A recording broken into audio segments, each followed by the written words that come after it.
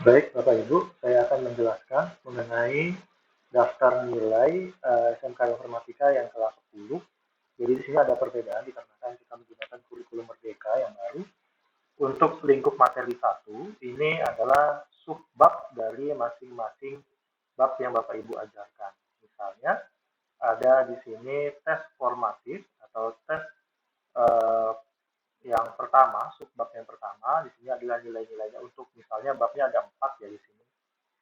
Masing-masing bab itu punya penilaian anggaplah 4 misalnya. Jadi Bapak Ibu bisa isikan di sini misalnya 90, 70, 83, 41, 40 misalnya, dan seterusnya sampai kita mendapatkan nilainya sampai di akhir.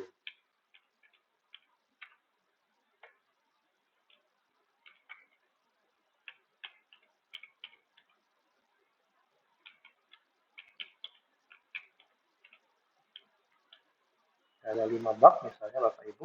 Ini untuk subbab ya, berbeda dengan akhir bab. Jadi jika ini sudah diisi, maka akan terdapat nilai-nilainya sendiri. Kemudian untuk sumatif, sumatif ini adalah untuk lingkup materi yang satu, artinya akhir bab misalnya akhir bab 1 itu dapat nilainya sekian.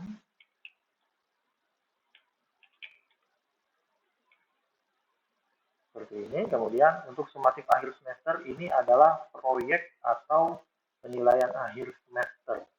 Jadi misalnya nih contohnya penjaskes kemarin itu kan tidak ada ujian teorinya, jadi adanya itu hanya ujian prakteknya. Nah, berarti itu termasuk dalam non-tes. Misalnya non-tesnya itu 80. Terus mungkin ada dua model penilaiannya seperti kejuruan. Kami ada praktikum sama ada tes tertulis. Jadi kami ada dua. Ini pilih salah satu atau dua-duanya juga boleh. Minimal harus bisa memberikan satu. Jadi setelah ini selesai Bapak Ibu, di sebelah kanannya ini selanjutnya, ini ada proyek P5 ya, proyek penguatan profil pelajar Pancasila. Kemarin kita sudah melaksanakan untuk P5-nya di bulan Oktober kalau nggak salah saya.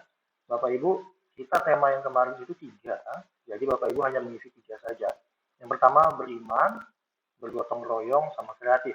Berkebinekaan global, bernalar kritis sama mandiri, ini tidak diisi ya Bapak Ibu. Kebinekaan global, bernalar kritis sama diisi. Jadi cara mengisinya itu siswanya masing-masing kita berikan ini, BB, MB, BSH, sama SB. Nah, BB, BSH, MB, sama SB ini kepanjangannya ini. Jadi untuk penjelasannya seperti ini. Bapak Ibu tinggal dipilih saja, misalnya ini di sini SB, seperti itu. Kemudian untuk porsi kedua di capaian kompetensi, di sini akan otomatis timbul ya Bapak Ibu, nilai tertinggi ini diambil dari nilai eh, yang ada di sini Bapak Ibu, di nilai sini. Nah, ini yang tertinggi yang mana, terendah yang mana, ini akan diambil dari sini. Bapak Ibu perlu diketahui yang mana yang paling tinggi, yang mana yang paling rendah. Inilah perbedaan dan inilah yang menjadi hal yang akan rumit untuk raport di kurikulum Merdeka. Nilai tertinggi itu apa? Jadi Bapak Ibu sini pilih, tinggal menunjukkan pemahaman, berarti paling tinggi itu menunjukkan pemahaman, yang nomor 2-nya menampilkan kemampuan, ini berarti cukup, membutuhkan bimbingan, ini bisa dibilang di bawah standar, yang terakhir adalah memerlukan bantuan, ini yang paling rendah sekali. Jadi 2 ini tinggi, yang bawah ini cukup ke bawah lah, seperti itu. Maksudnya ini baik, ini sangat baik yang pertama.